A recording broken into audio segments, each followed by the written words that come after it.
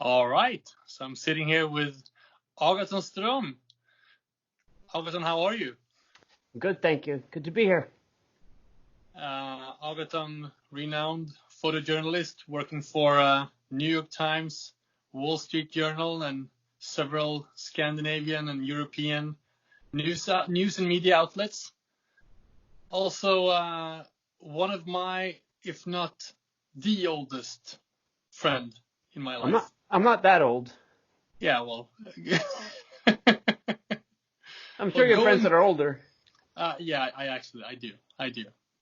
So, you are New York based, but you're now holed up Quarantined. in Yes. quarantined in Boston. Yes. Have Exactly. you changed your dialect at all? I have been, listening to Matt Damon, trying to emulate, but it's not. I mean, my wife always makes fun of me for, that fake Brooklyn, the Swedish Brooklyn accent. So I don't think I should add in any, Boston to it, Southie accent. No. It's too confusing. Right. What do you miss? What do you miss most about New York?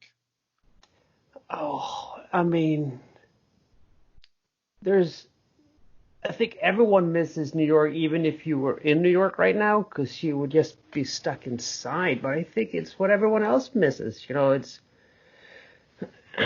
It's the people that make the city, and so if you can't be around other people, there's not. It's That's what you miss. Rubbing shoulders with everyone on on the train. It's like when you look back on it, on the what you miss, you realize the things that you miss is the things that you love to complain about. The crowds, like, oh, the subway. I miss the Right. subway. I hate the subway. I miss it. Yeah. So, paint us a picture of your work life, sort of in contrast to what you're doing now. You've been there up in Boston with your family at your in-laws for a couple of months almost, or 59 days. Yeah, but who's counting? 59 days. Okay, you're counting. You're counting. So paint us a picture of what your work life looked like before the pandemic. I know you covered quite a bit of the election. Paint us a picture. Oh man, yeah, that's a bummer. I was so excited about the election this year. It was a fun couple of months at the beginning of the year, chasing after the Democratic candidates, who were dropping like one by one like flies back in February. Um, it was a lot of fun. Yeah, early on, like it started a little over a year ago, um, covering Bernie Sanders, and then Joe Biden and Elizabeth Warren, and then some of the other ones, all sort of reached the crescendo in Iowa with the first caucuses, and Right.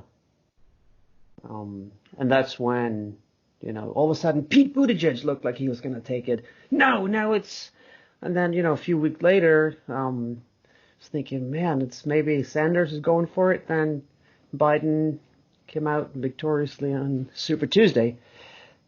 And then, what was it, a week or two later, the pandemic hit. And so that all the excitement about the election just sort of went, pew. Will there even be an election? Hmm. Hmm. Will they vote by mail? Whatever it is, it's not going to be as visually interesting as I had hoped. Right. Unfortunately. Right. So it seems to me like you know elections are very visual. It has become a very visual affair. And Sure. you guys, the press photographers, you're following them around, following the candidates around. What do you like the most about that process or that situation? I mean, it's all a circus. It's all for show, especially the rallies.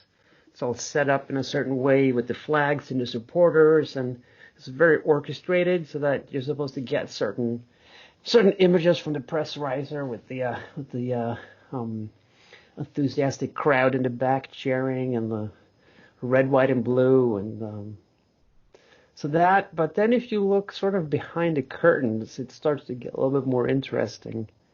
The people that are showing up either in strong support of the candidate, or some people just turn up to check the candidates out, and those people are always fun to talk to because they might turn up to a Bernie Sanders rally and be like, yeah, I don't really like the guy, but want to listen to him. And so you do get to hear some voices, different voices of people, and that's interesting. But visually it could be, it's right there in front of you. It is overwhelming and it's staged, but if you scratch below the surface, you can find a little more, the odd stuff. Do you find that the newspapers are interested in that odd stuff, or does that end up on the cutting room floor, so to speak? Most of the time, yes. Yes. But I always kind of look at it this way. I mean, you have all the wire photographers are there, all those images that are sort of expected, all the newspapers can just grab those. They're there for the taking to be used. And if they send me or someone else, then I feel like it's my job to do something that's not that. That's a little different. That's unique to me or the paper. Is there a difference between how the Scandinavian newspapers and the American ones select your photos, you think?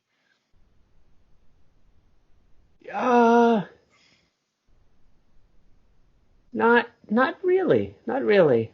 I think it's sort of the same. I mean, again, you go for that safe. You have, whatever. In Iowa, Pete Buttigieg initially looked like he had won. I mean, the count was all messed up. But so the paper sort of published, yeah, he's the winner, and it was him and his husband and the balloons in the air, and everyone was cheering, waving, the winning image. I thought that there were other images from there that maybe told that story just as strongly, but maybe not, boom, in your face like that. But that's what they ended up running with. But what does it mean to be a photojournalist for you? I think it means different things for different people. You're, as the title implies, you're a journalist, a visual journalist, and so I'm there to document, and I think this is very important to be as objective as possible whenever you can. Always try. And it's not always easy. Sometimes the loudest voices get the most attention, but it's maybe not. That's not always the whole picture. I'm asking because you kind of made this transition in your career a few years back, where a few years back or the way you started out your career in the States, at least, is as a wedding photographer, like an event photographer, and you made it a very lucrative career and so forth, and then you sort of pivoted, and you always had these side projects, right? These sort of photojournalistic or more like documentary style projects that you were working on, and then all of a sudden, obviously because we talk quite regularly, and then we don't talk, and sometimes we don't talk about our work. I just started noticing you were doing all these newspapers. Tell me about that process of shifting your career like that, because I would assume, or I know it implies sort of a pay cut in your sort of the daily rate as a photographer, but also it was something that was very important to you. Yeah. I feel like it is. It's like that with any job or any career. For a long time, especially when I first started out, the weddings were very rewarding photographically, and they were challenging. And but I always kind of had it in the back of my mind that it was a stepping stone to the next thing, and there's always the next thing. I mean, so yeah, and living in New York and trying to make it there as a self-employed person, and especially when you get married and kids, it's about the Benjamins, man. You gotta make that rent. So it's a fine balance. I mean, I still shoot some weddings. Now it's down to maybe like 3 or 4 a year, and it's awesome. And I managed to keep that energy fresh and exciting when I do those. But I also have so many other things going on. It's a lot of corporate gigs and newspaper editorial portraits. So it's a nice mix of stuff. So I kind of keep me on my toes a little bit creatively. I'm asking because I'm curious to talk about, one of the things I really want to talk to you about was sort of the idea of transitioning between various stages of your life. And obviously, I think everyone right now is experiencing a kind of transition. We don't really know where it's going to land. And definitely for me, I sort of made a point out of defining this era or this period as a period of transition. So it's going to be from something to something else. So that's why I'm sort of trying to fish out some stories or some experiences that relates to this, to see if perhaps there's something we can learn from it, or fish out some kind of tools or tactics, a way to think about it. Well, how do you feel about where you're at right now? Or are you? Is it more like it's a little like a locked situation, because it's very different from what we have here in Sweden? Right. It's been 2 months now that I've sort of been stuck and I haven't done any work. And in the beginning, it was really hard because this happened very quickly. It was like the rug was just pulled from under you. As I said, where it's an election year and there's supposed to be so much work up ahead, and I picked up all these new clients at the beginning of the year, and I was just excited about this year. And just went, and so the first couple of weeks were rough. I had a hard time, and so. I decided I didn't want this time to be completely just gone to waste. So I started studying UX design, which turns out I love that stuff. Really? Yeah. That's surprising. Yeah. I mean, this surprised me. Not that you love it, but that you actually went out and did that. Yeah, and I'm still doing it. And why am I doing it? It's like a webinar thing, or? Yeah, everything's online these days, You can get a degree from like Princeton, not leaving your house. It's awesome. Yes, you have to pay for it. But so yeah, I'm studying the UX design, and that's super fun and exciting, and it helps me to think in a different way, and think about design, and think about audience, think about who's listening to this, why they're listening. How can we best present it in a way that will, be attractive to them? So all that's helping me a lot. And then also, in terms of the newspaper assignments, there's stuff going on. Obviously, a lot of it is related to the pandemic, and me being here up in Massachusetts, far away from the people that I usually work with, it's tough. So I decided to I basically had to start creating my own stories, and so that's what I've been doing the last week or two. And you've been shooting? I am going back down to New York either tomorrow or the next day, and for work. and this is work that Right, I. but you said you're trying to find your own stories. Is that like you're Yeah, shooting something there, or exactly, is it exactly. okay? I've found stories, pitched stories, gotten great support, gonna do it, gonna work together with reporters on stories that I had to, instead of sitting around waiting for the phone to ring, I had to sort Mm, of, this is a story. What do you think? What do you think?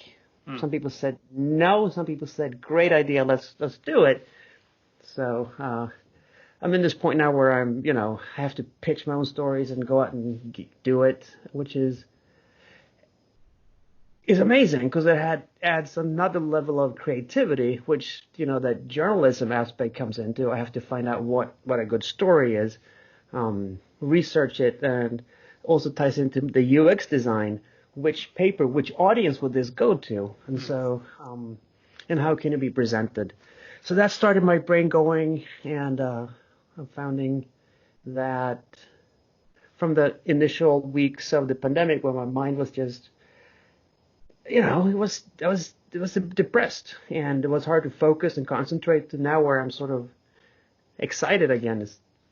Everything has been scaled back down to build it back up, sort of. Mm. So yeah, it feels like a new beginning.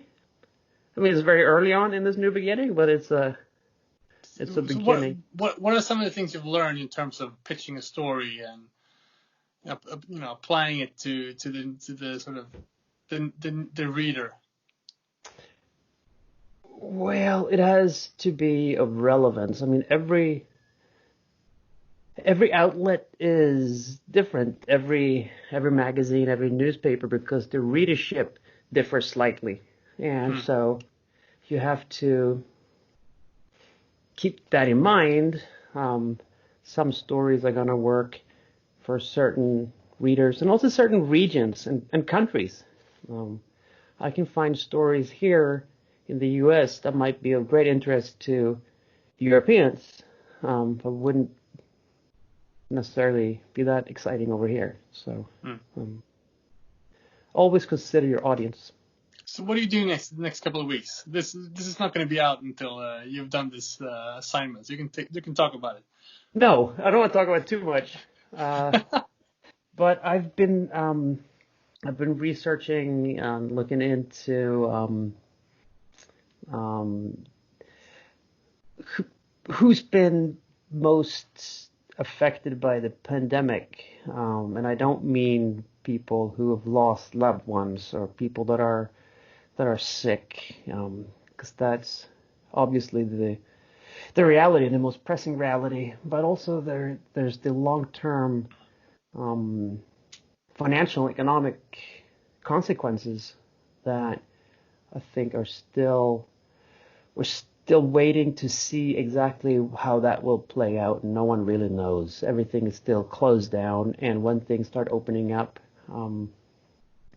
so I'm surprised to what I've discovered. Surprised me is that consumer habits have changed completely during the Mm. pandemic, Mm. um, and certain goods that were in demand a few weeks ago, no one wants anymore. And there's no real reason behind it. There's no, psychological reason why you wouldn't want this and that. So, or maybe there is, and that's what's worth exploring and looking into. And I um, saw this comic on either was New Yorker or Airmail of the Graydon Carter's new right, newsletter, right, and he said it was a conference room full of serious men with suits, and someone was standing up saying, uh, "It's not good. Consumers have realized what really matters." yeah, absolutely. That's You that's great. think that's the case? Yeah, Because yeah. one of the things I've been doing during these times is I've sort of been digging, not to go into fashion, which would be sort of not too big, being a parody of myself, but going deeper into the closet, looking for clothes that I haven't worn in a while. Mhm, mhm. And I don't know what that is. Like I'm shopping in my own backyard or in my own amongst my own possessions in a way. Mhm. Mhm. So maybe that's similar to looking inwards or finding new priorities at least.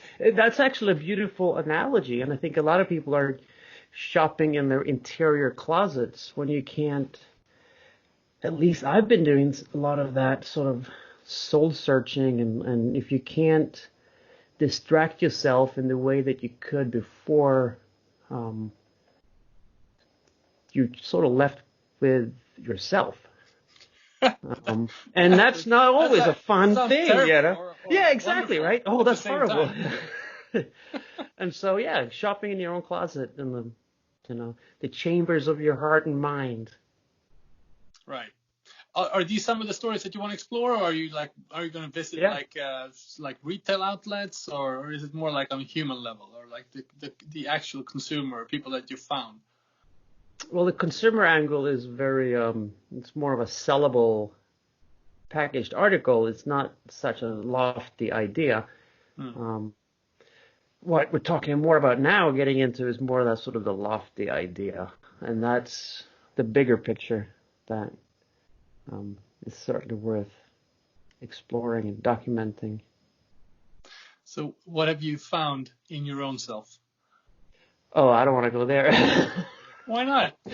We're 20 minutes in now. Now we can go deep.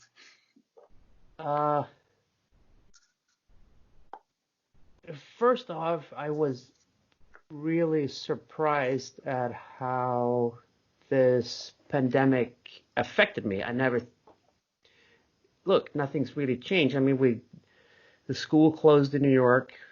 We were here on spring break, and the school was closed, and there was no reason to return to New York, and so life just sort of upended. Every job ended, everything just sort of came to a halt, and we were here, and the first couple of days kept thinking, oh, maybe tomorrow, let's check the news, what's going on? It wasn't looking good, it's going to go on for a long time. And I was not happy with it. It was just having to do such a 180 was really, I found to be really difficult, because I didn't want to.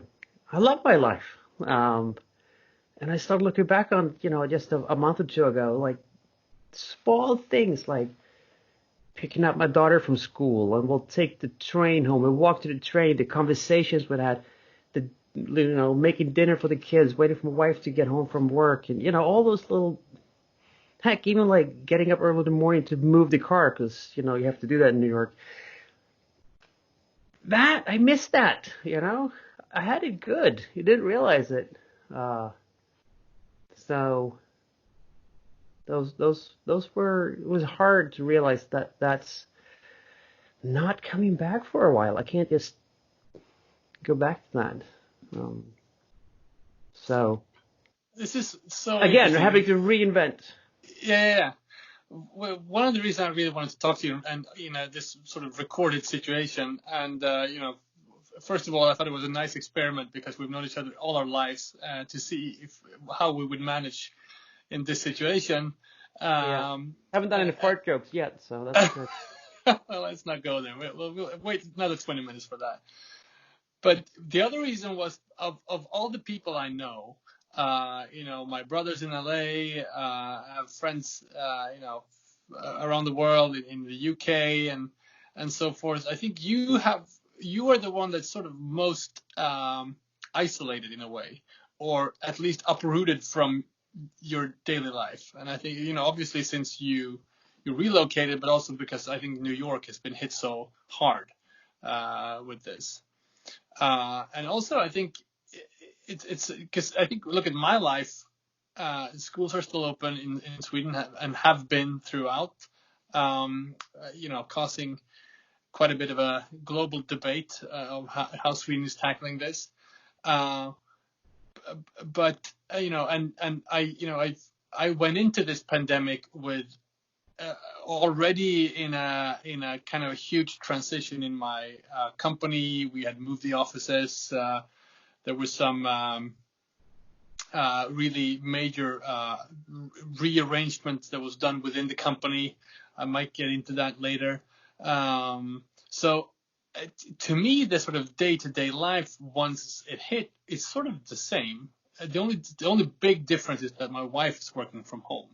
Otherwise, I'm picking up my daughter from school. I'm walking the dog in the same neighborhood. I'm walking the dog. I'm Right. going down to the waterfront here, Right. near the Royal Theatre. I'm doing all these things, and for me, it's more I think in contrast to what you are experiencing, to me, it's more the world outside is different, and the fact that It sounds like a lovely I'm cocoon to be in. it kind of is, and I'm very thankful and grateful, and we're even allowed and able to go to our little cottage in the archipelago on the weekends. So in that regard, I have sort of more of stay-at-home time, more of time in places that I really enjoy. But what's totally different, and one of the reasons I really want to do this sort of new type podcast is to document the various different experiences people have. And one of the things I really feel strongly is that I kind of I really miss the international part of my life. Oh yeah, you So used to travel all the time. yeah, so I've been at Yeah. least once a month Right. on average, or even Obviously, more. you missed Italy this year. You always go for the. It was a huge blow for the business, of course. Yeah. We were planning on 3 different trade shows in Italy. The Cosmoproof in Bologna, which is the sort of beauty and perfume trade show, the Salone del Mobile in Milan in April, and then Pitti Uomo in Florence, which they still say they're going to do in September, but it's highly unlikely. Right. What if that's going to be the case, or whatever that fair is going to be like if they actually do it, because I think a lot of at least international brands and people aren't going to go. So is this something you're thinking about as well? And that's one of the reasons I started with sort of the election, which was sort of a huge difference or point of contrast for you, is not being in these sort of super crowded places where Right. the world is watching, and now everyone is sort of being in this situation we are right now. Even the presidential election is sort of Right. zoomed out there. Yeah, even Joe Biden is trying to win the presidency from his basement. Yeah, I don't know how he's doing, but We'll see. we'll see, right? So what else are you missing, or looking forward to? Oh, everything. Going to a restaurant, just being around people, and It's again with the little things. it's the not little things. You're right, really. absolutely. It's not going to another rally. It's Nah, not going to another no. big thing. It's That's all fun and well, but it's not. Yeah, it's the little things. You're absolutely right. Yeah, That's fascinating. which took me by surprise. I gotta admit, it took me by Right. surprise. And everyone says, "Oh, you don't realize it until it's gone." Well, I didn't realize it until it was gone. So I guess the trick is to sort of find a new, the new ordinary, The new normal. Yeah. the new normal for however temporary that might be. Is there any? Have you dared to look upon a new future, and have you already sort of defined a new type of future? It could be anything. I'm curious about. Like, are we all? Has it been long enough for us to sort of readjust, recalibrate, or are we still kind of hoping everything to go back the way it Right, is? right. Because I think it's 2 months in, and we don't know if there's going to be a cure or a vaccine for this thing until it could be another year. Obviously, we can't be in lockdown for another year.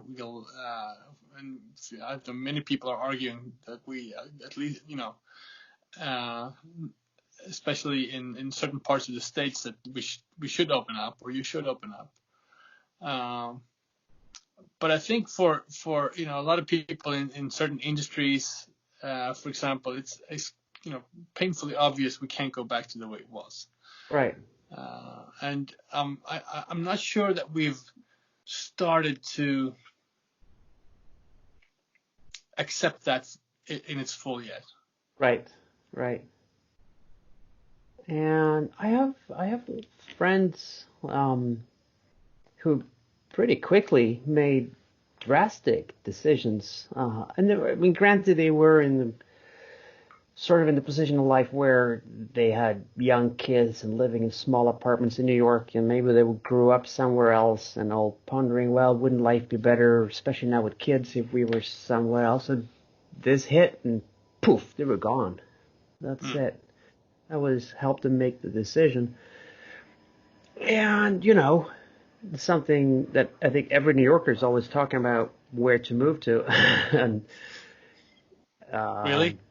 So I think a lot of people have made, or will make that decision, and this has prompted decisions to be made in haste. So. Are you talking about that as well? Leaving New York? Yeah, we talked about it. Right. Well, we talked about it for years. So this is an experiment. We also, I think, my wife and I, every day we talk about how much we miss it. So.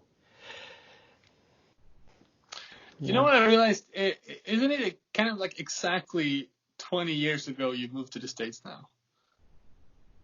Wasn't it spring of 2000? My gosh, you're right. June 1st will be 20 years. June 1st. Yeah. Yeah.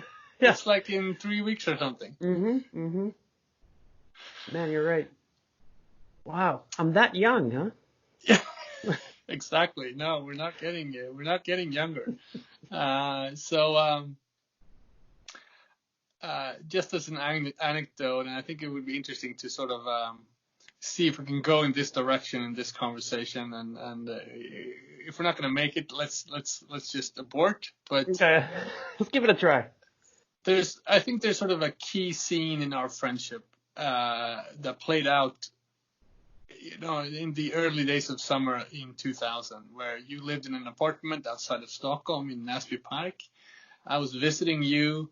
As I did, throughout our teens, I always came down to Stockholm when you lived there, hung out for a weekend or a week or a couple of weeks, or I don't know how I managed to do that. And for this particular moment, I was actually in Stockholm because I grew up. Yeah. Those were like the best times. I would look forward to that for like weeks and weeks. Those hangouts, and we'd talk about it, and we'd plan it out, and we'd talk on the phone. And so when we met, it was always like, yes, we're doing it. We're hanging out, and we're gonna sit down. We gotta write. We gotta create. And it was awesome. It was awesome. So yeah, I just wanted to say that. Yeah. Go ahead. And I'm just trying to remember the situation, because I remember it was warm. It was one of those sort of romantic. I have a very romantic memory of this. It was like summer. It was warm. We were up all night. I was 18. I was going to turn 19. You were 20, and you were leaving for the States, for Tucson, Arizona. Was it Tucson? Yeah, it was Tucson, yeah. Arizona. Right. And I left you by the bus when you left for the airport, and I stayed in the apartment for some reason. I don't know why we did that, but it was sort of I sort of stayed until the end, and we stayed up all night. And there was a saying that to me it was coined that night, or that in that moment, and it was let's see if I can translate this into English. We are in Swedish it's vi står inför något stort. Mm-hmm. So what would be the translation of that in English? We're facing something monumental. We're facing something big. We're Right? facing something monumental. And that has sort of been the sort of soundtrack to our friendship ever since. Right. It's almost like we've tried to You're right. we've tried to really sort of pinpoint every time we're facing something monumental. Uh-huh. So there's been these moments throughout our lives, throughout our careers. There's been girlfriends and wives and all kinds of situations. It's always something new, monumental. I love that. Small decisions, big decisions. And it's been a while since we talked about this. You're right. Yeah. But it seemed to me a fitting story. And perhaps it could be useful to bring this up to our attention where we are at right now. Yeah. And could it be that we're facing something monumental right now? Buddy, we're always facing something monumental. But this is, as always, extraordinary monumental. Right.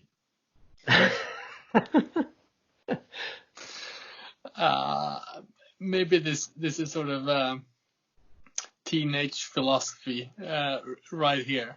I can just feel like my Herman Hesse Siddhartha books flying through my head right now. It's on Jack Kerouac inspired philosophy. So deep, man.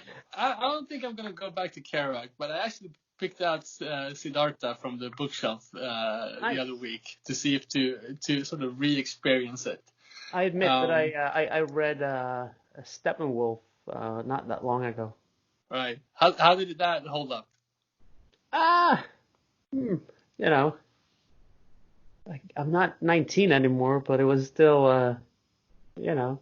Because sometimes you don't want to go back there. You know, I tried to read what was that? The Great American Catcher in the Rye. I tried to read that when I was about 30, and I was like, what is this? I was, out of tune. I love that book because I read it in, I think, one sitting. And I was stuck at the airport in Moscow. I had missed my connecting flight to Uzbekistan, and there was no flight. The next flight was the day after next, so I had to spend 3 nights at the airport sleeping on the floor. And they had very few English books for sale at the bookstore, but that was one of them. And I read the whole thing in one sitting. And I loved it. It was a great distraction from that horrible airport. What were you doing in Uzbekistan? It was a long time ago. I went there with my dad. Like a dad bonding trip for a week. True. That's the type of father-son bonding trip you went to Uzbekistan. Yeah. Like 4 connecting flights across Eastern Europe. Yeah. That's wonderful. I've been reading up on Daniel Kahneman. Have you read this stuff? Thinking Slow and Big, I think the book is called. And it's the research is done is around the two selves, the experiencing self and the narrating self, or the memorizing self. I might be getting the wording wrong here. And basically, and he also invented the concept called the peak end rule, which is about the way we experience things in the moment is very different to how we memorize it afterwards. Basically goes into sort of storytelling. We have a great capacity for storytelling and a great capacity for filling in the gaps in both our recollection of things and in the arguments we we formulate to others, and to ourselves, to be to be quite honest. Right. So sort of. So you talk about self-deception? I think self-deception is a concept that we're all experiencing on a day-to-day basis.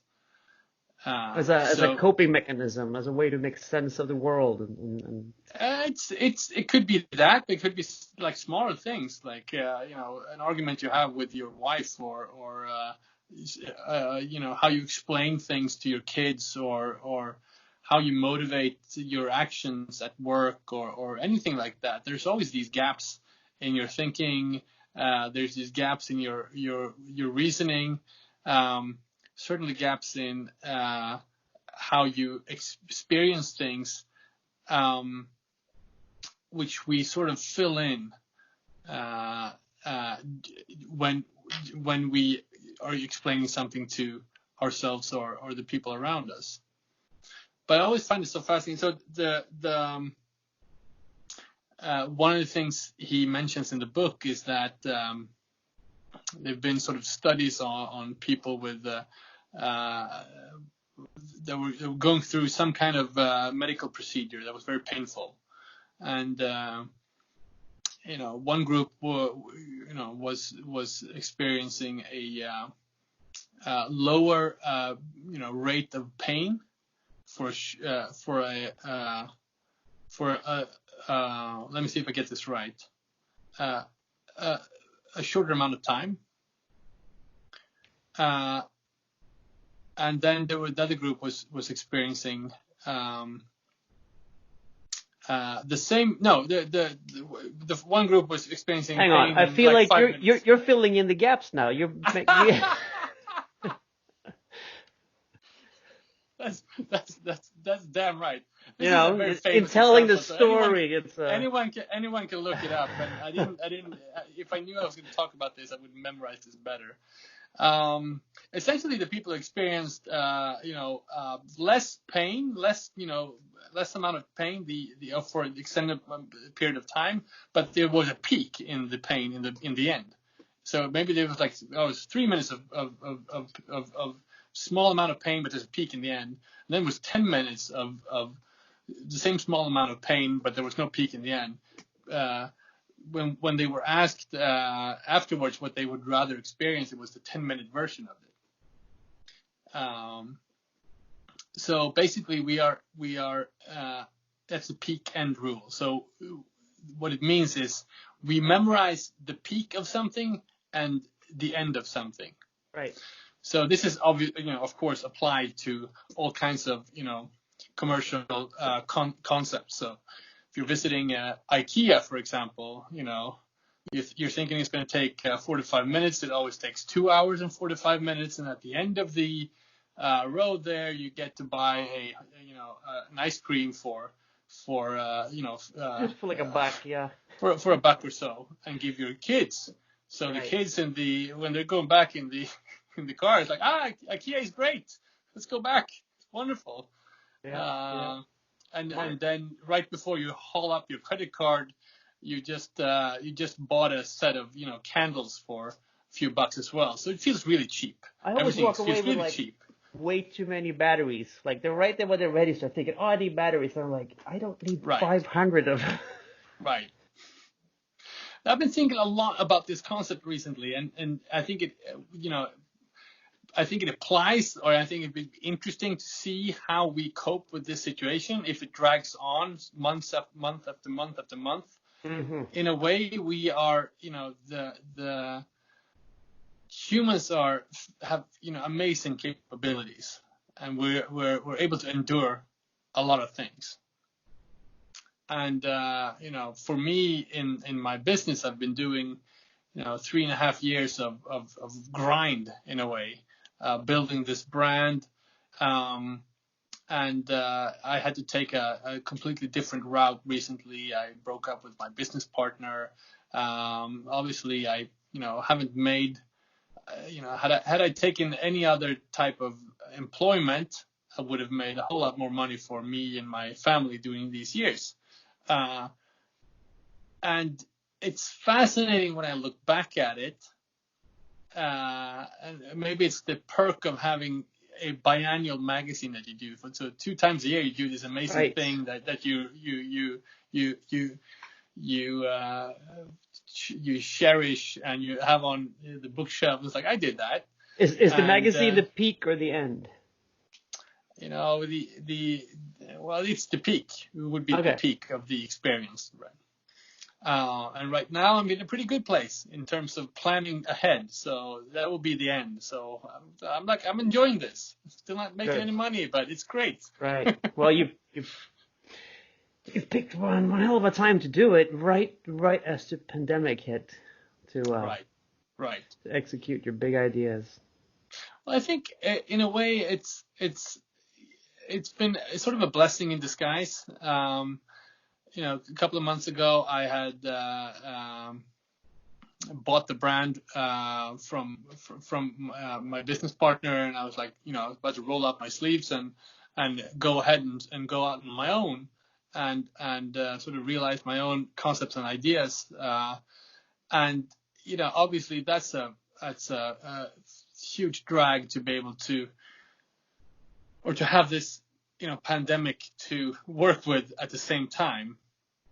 On the other hand, it took me a couple of weeks. I was really also down and depressed the first couple of weeks. I was sort of feeling really jaded and everything.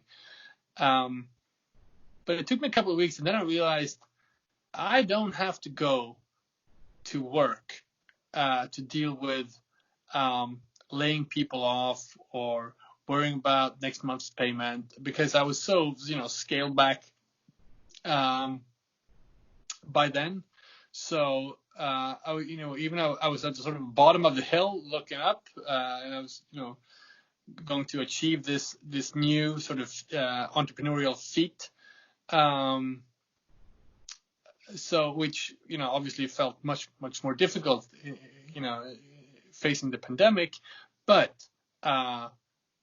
what a blessing to be able to get up every day and only think about the future post-pandemic, because that's all I could do.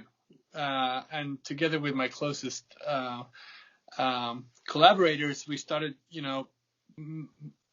drawing up plans for the future and for where we're going to be. Can I ask you how long did it take you to get to that point where you were able to wake up and look forward to and focus on the post-pandemic instead of focusing on what's happening right now? I think a couple of weeks. That's how I remember it. It was somewhere along the lines of 2 weeks. So, I think we're 2 months in. I think it was like March 6 or 7. It sort of broke here in Sweden. And on that Monday, my wife got ill and she started working from home. And I think it coincided with the policy of everyone working from home. Mm-hmm. So from that on, I can sort of count that as the beginning of this. And sure. Obviously, it should have been much sooner, given what we know now. But I think that those first couple of weeks in March was really difficult. I have to go back, actually. It might have been a little shorter, because then what I did was I started doing these sort of dressing up at home. Right. Bringing up a suit and tie and which caught the eye of the New York Times, and they interviewed me and they did that story that's up on my Instagram right now. That was in March. Yeah. That was in March. Yeah. Middle of March. Yeah. And it was, I think, right about the same time you sort of bounced out of the city. Yeah. I had a similar experience. I mean, those first weeks were confusing and I couldn't figure out why I was feeling that way, why it affected me, why I was, depressed. And you're right, it took a while, but, I think I did turn a corner some time ago where I am also able to sort of, instead of just looking down at the ground at what's happening right here, right now, having that sort of foresight a little bit and look forward to whenever that is happening, whenever that will be. I think it's the sort of the whenever that we sort of have to come come to grips with, that it doesn't really exist. It's like Right. what we have is now, and we can only sort of take the steps that we know to Right. take right now. And Right. I think maybe that's the biggest sort of mind shift in all of this, Mm-hmm. is that you can't really take anything for granted. So even now, when I map out concepts that I want to be working on, August, September, October, talking to clients and collaborators and so forth, like, oh, this thing is happening. It's going to look like this, and here's my plan for it.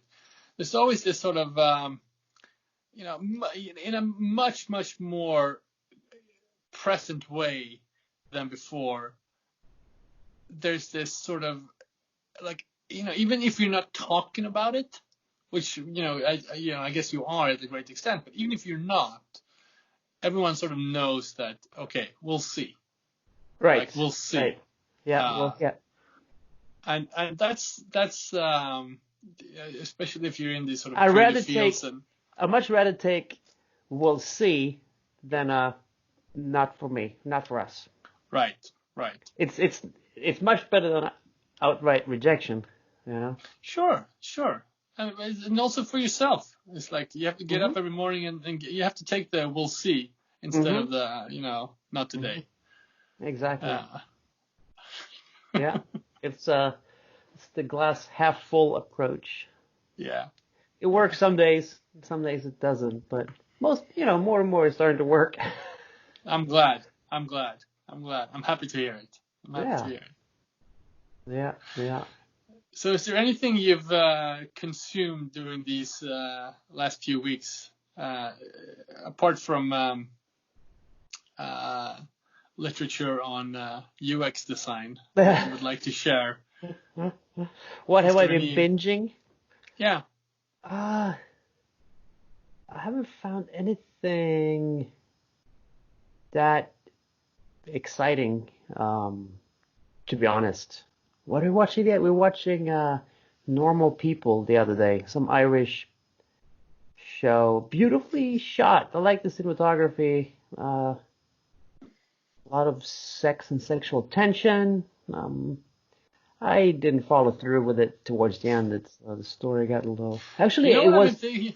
It ended up being shot up in your neck of the woods in Luleå. Oh, really? One episode randomly. I had no idea. Yeah. You Yeah, know the what I've been Swedish thinking about is Swedish boyfriend episode. Okay.